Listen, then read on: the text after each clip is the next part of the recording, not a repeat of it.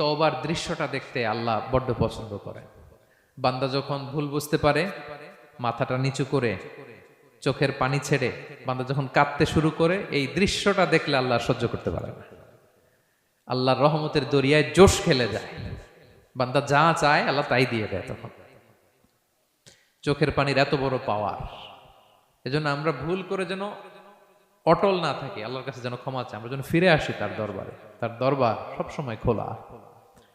এবং তিনি এই তওবার বা ফিরে আসার দৃশ্যটা দেখতে কত পছন্দ করেন শোনেন। রাসূল সাল্লাল্লাহু আলাইহি ওয়াসাল্লাম বলেন, ওয়াল্লাযী নাফসি বিয়াদিহি, তার শপথ যার হাতে আমার আত্মা, লাউলাম তুযনিবু, তোমরা যদি ভুল না করতে, লা যাহাবাল্লাহু বিকুম, আল্লাহ তোমাদেরকে ধ্বংস করে দিতেন। ওয়ালা জাআ বিকওমিন, আল্লাহ এমন এক জাতি তৈরি করতেন, ইউযনিবুন, ওরা খালি ভুল করত, ফায়াস্তাগফিরুন, আর ক্ষমা চাইতো, ফায়াগফিরুল্লাহু লাহুম, আর আল্লাহ তাদের ক্ষমা করতেন।